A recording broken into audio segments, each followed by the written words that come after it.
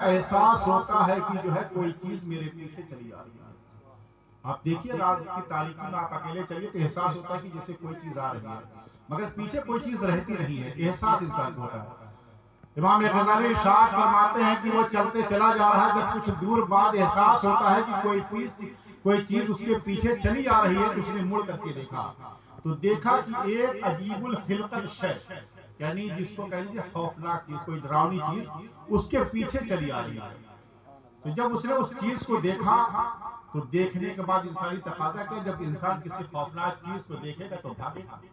وہ بھاگنا شروع کرتا ہے, اور جتنی تیز وہ بھاگتا ہے عجیب الخلقت شے بھی اتنی ہی تیز بھاگتی ہے.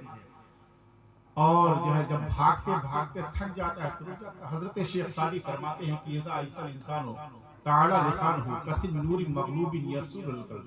جب انسان زندگی سے مایوس ہوتا ہے تو اس کی زبان لمبی ہو جاتی ہے, جیسے ہاری ہوئی بلی کتے پر حملہ کر دیتی ہے. وہ رک جاتا ہے اور کہتا ہے کہ اے عجیب الخلقت شے, اے خوفناک چیز, میں نے تجھ کو کبھی دیکھا نہیں, نہ میرے آبا و اجداد نے تیرا کبھی ذکر کیا, نہ میرے آبا و اجداد نے کسی چیز کے بارے میں بتایا, تو کون سی شے ہے جو میرے پیچھے لگی ہوئی چلی آ رہی ہے. اس عجیب الخلقت شے نے کہا کہ اے انسان, میں تیرے اعمال بد, برے اعمال.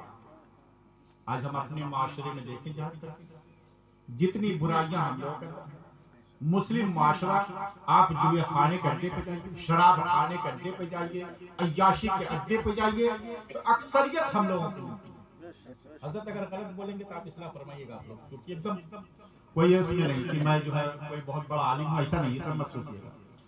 تو آپ یہ میں کوئی دیکھیں تھوڑی سی بات میں تلخ کر رہا ہوں مگر حقیقت کہہ رہا ہوں. آپ اس چیز کو دیکھیے اپنے معاشرے میں کہ دیکھیے جتنی بھی برائیاں ہیں, جتنی بھی خرابیاں ہیں ہم لوگوں کے اندر ہیں. ہم کہتے ہیں کہ پریشان حال ہیں, ہم کہتے ہیں کہ ہمارے گھر میں بھوت ہے. ارے بھوت کو تو ہم خود لا رہے ہیں کہ آ جا تو میرے ساتھ, میرے گھر میں پناہ لے لے. آپ مولانا ہم سے کہتے ہیں کہ بندش کر دیجیے, مولانا سے کہتے ہیں کہ بندش کر دیجیے. ارے ہم بندش کر کے کیا کریں گے جب تم خود بندش توڑنے کے لیے تیار ہو کہ آئے آصف, آئے جن میں, تو میرے گھر میں آ, میں تجھ کو قیام جگہ دے رہا ہوں. تو بھوت کہاں بھاگے گا, وہ تو تیرے ساتھ رہے گا. دیکھیے میں بتاؤں, آپ اگر جو ہے اس چیز کا تہیہ کر لیجئے کہ ہم برائیوں سے بچیں گے تو بھوت آپ سے خود دور بھاگ جائے گا.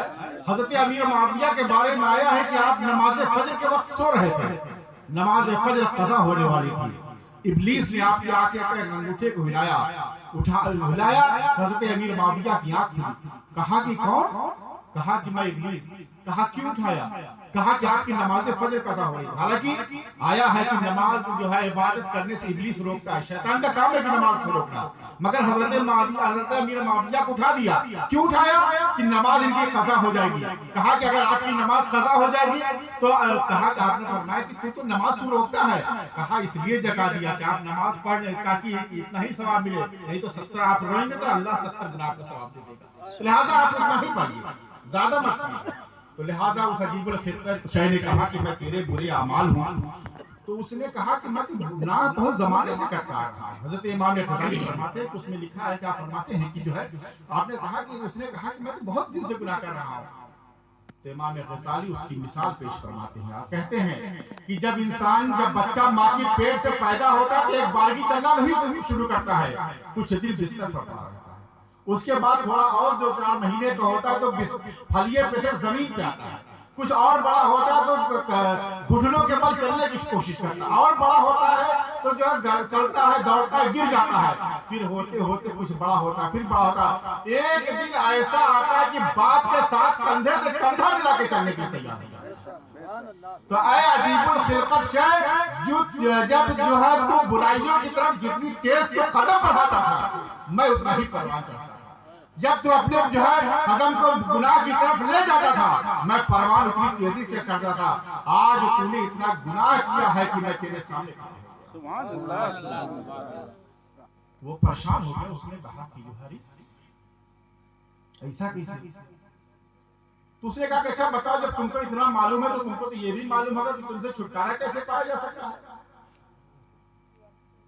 تو اس نے کہا کہ مجھ سے چھٹکارا لے کے کیا ہوگا؟ اگر مثال کے طور پر میں تم کو چھٹکارا دے دوں تو پھر کل تم پھر گناہ کرو گے، پھر کوئی دوسری جو ہے عجیب شے آ کے جائے گی۔ تو اس نے جو کہا کہ قسم اس پروردگار کی جس کے قبضے میں میری جان ہے، میں وعدہ کرتا ہوں کہ آج کے بعد میں گناہ نہیں کروں گا مگر تم اس چیز کو بتا دو کہ تم سے چھٹکارا پایا جائے گا۔ تو کہا کہ اپنے آقا پر درود پڑھو، تم سے دور سبحان اللہ سبحان اللہ۔ بلند آواز سے درود پاک پڑھیں، اللہم صلی علی سیدنا محمد وعلی آل سیدنا محمد وبارک وسلم، صلاۃ و سلام علیک یا رسول اللہ صلی اللہ علیہ وسلم۔ میں نے آیت مقدسہ جو پڑھی ہے، علماء بیٹھے ہوں گے سوچتے ہوں گے کہ یہ موضوع نہیں ہے، مگر میں نے اس لیے پڑھی ہے کہ جو ہے آپ آیا ہے کہ جو ہے رب اغفر لی، کہ اللہ مجھ کے بخش دے، ولی والدیہ اور میرے والدین کو، ولمن دخل بیتی مومنا، اور جو میرے گھر میں مرد اور عورت داخل ہوئے ان کو تو بخش دے۔ اس لیے میں نے اس آیت کو پڑھا ہے کہ دیکھیے نیک عمل کیجئے گا، میں نے اسی مقصد سے اس آیت کریمہ کو پڑھا ہے کہ نیک عمل کیجئے تاکہ آپ کی زندگی کامیاب ہو۔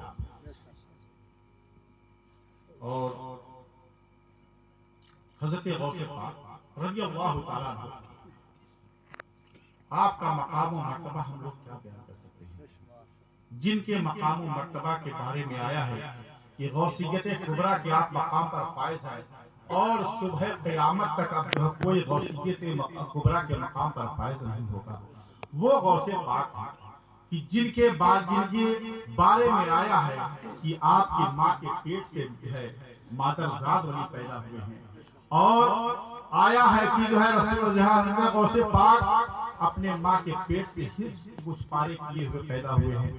وہ غوث پاک جن کے بارے میں آیا ہے کہ جو ہے بڑے بڑے اس زمانے کے اولیاء کرام نے اپنی گردنوں کو جو ہے جھکایا ہے، جب آپ نے فرمایا تھا کہ قدمی حاضری علی رقبت کل ولی اللہ، کہ میرا یہ قدم تمام اولیاء کی گردن پر، اس زمانے کے جتنے اولیاء تھے سب نے گردنیں جھکائی ہے۔ اور حضرت غریب نواز خراسان کے جنگل میں تھے تو آپ نے فرمایا تھا کہ لا بل انا عینی و راسی، نہیں بلکہ آپ کا قدم مبارک میرے سر اور آقا۔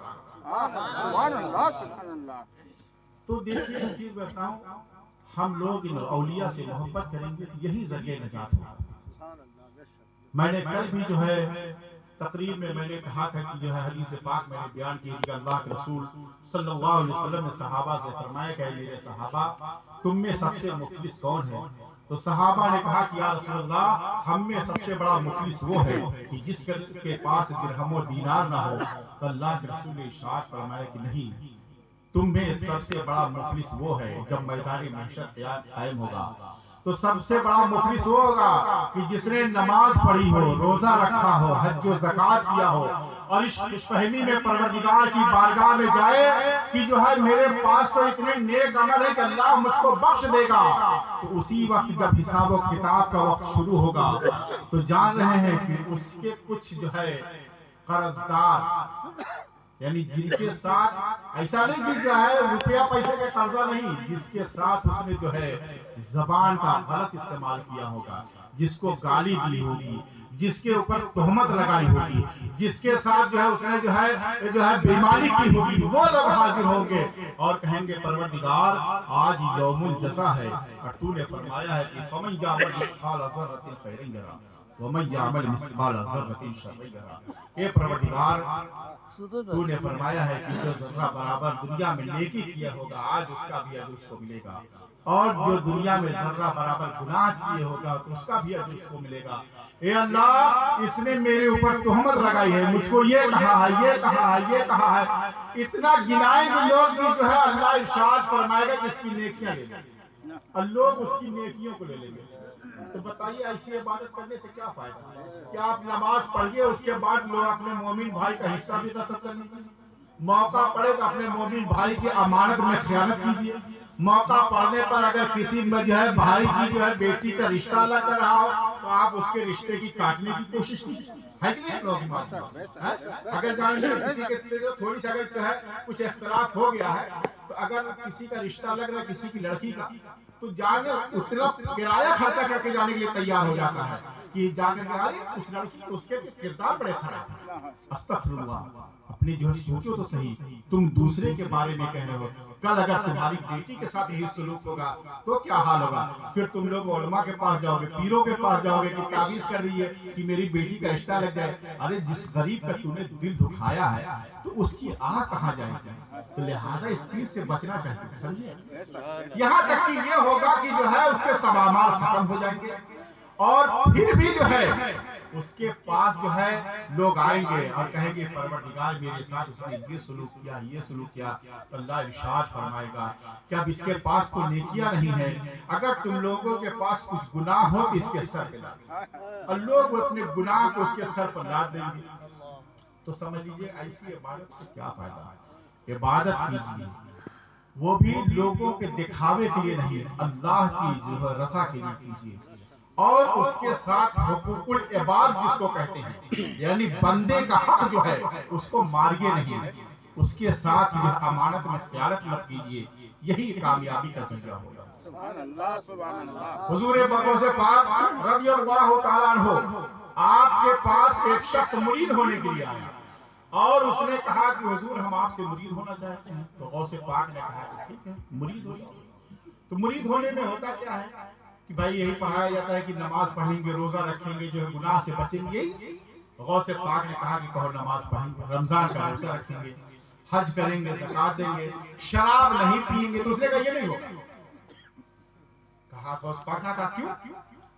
कहा देखिए हमने आपकी सब शर्तें मान ली है, नमाज पढ़ेंगे, रोजा रखेंगे, हज और ज़कात करेंगे, मगर शराब हम पिएंगे आपको एक मेरी शर्त माननी पड़ेगी।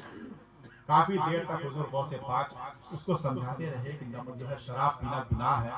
कहा कि देखिए सब ठीक है मगर एक शर्त आप मेरी मान लीजिए, मैं आपका मुरीद होने जा रहा हूँ, आप जो है मैं आपकी सब शर्त मान रहा हूँ, सब मैं गुनाह से तौबा कर रहा हूँ, आप मेरी एक शर्त मान लीजिए। तो गौसे पाक ने जो है बहुत देखा कि बहुत ये जो है वो है। तो आपने कहा कि ठीक है चलो एक शर्त है तुम्हारी मैं मान रहा हूं, मगर मेरी भी उसके साथ एक शर्त है। कहा वो क्या शर्त है? कहा कि तुम मेरे सामने शराब नहीं पीना। उसने कहा ये कौन सी बात है, हम आपके सामने नहीं शराब पीएंगे। तो गौसे पाक ने कहा ठीक। मुरीद हो गया, उसके बाद बीवी के पास घर गया और कहा बड़ा खुश, कहा कि मैं गौसे पाक से मुरीद होकर के आ गया हूं, मैंने गुनाहों से तौबा कर लिया है। और जानते सबसे खुशी की बात है कि गौसे पाक से मैं इस बात की इजाजत लेकर के आया हूं कि मैं शराब पीऊंगा। उन्होंने इजाजत दे दिया। बीवी का इजाजत दे दिया? कहा हाँ इजाजत दे दिया। कहा तब ये बहुत अच्छी बात है, तुम्हारे लिए तो बहुत अच्छी बात है, मेरे लिए तो बुरी है मगर तुम्हारे लिए अच्छी बात है, तुमको इजाजत मिल गई है। तो बहरहाल 2-3 दिन तो उसने शराब नहीं पिया। उसके बाद उसको आया ख्याल करे गौस पाक से मैंने इजाजत नहीं दिया, मैं चलूं। गया, कहा कि मगर दिन में नहीं जाएंगे, अगर दिन में जाएंगे तो लोग कहेंगे कि जो है शहंशाह बगदाद का ये मुरीद है और शराब पी रहा। तो रात की तारीकी में मैं खाने में गया और जाने के बाद जो है वहां से शराब की बोतल लेकर के आया और कहा कि घर में पिएंगे। जब घर के अंदर दाखिल हुआ और जब उसने ढक्कन खोला तो आवाज आई कि मेरे मुरीद तूने क्या वादा किया था कि मेरे सामने शराब नहीं पिएगा। वो चौंक गया, गौस पाक यहाँ कहाँ गए? देखा गौसे पाक सामने खड़े, उसने बोतल फेंक दिया। सुभान अल्लाह, सुभान अल्लाह। यार ये तो यहाँ भी आपको लगता है कि किसी ने खबर कर दिया कि गौस पाक से कि जो है चुगली कर दिया है कि जो है ये शराब की बोतल लेकर के गया। दूसरे दिन फिर जो है लेकर के गया, फिर उसने किया, फिर आवाज आई कि मेरे मुरीद तू अपना वादा भूल गया, सामने शराब नहीं पिएगा। उसने देखा कि फिर यार तो बड़ी मुश्किल हो रही, जब शराब पीने का इरादा कर रहे तो बड़ा परेशान। क्या अच्छा घबराहट ही लगता, कोई खबर कर देता। अब की ऐसी जगह जाएंगे जहां गौस पाक को अगर कोई खबर भी करेगा तो नहीं आता। उसने शराब की बोतल लिया और बोतल लेने के बाद पहाड़ के पीछे चला गया। और क्योंकि बगदाद में वो अरब का इलाका पहाड़ी इलाका होता है, तो वहां पे गया। जाने के बाद जब उसने जो है ढक्कन खोला और मुंह के करीब ले गया तो आवाज आई कि मेरे मुरीद वादा भूल गया कि सामने नहीं पिएंगे। देखा कि गौस पाक वहां भी मौजूद है। कहा कि हुजूर अरे जब आपको हर जगह मौजूद ही रहना था तो फिर इजाजत क्यों दी थी? یہ تو آپ نے بتایا ہی نہیں تھا کہ ہر جگہ میں موجود رہوں گا.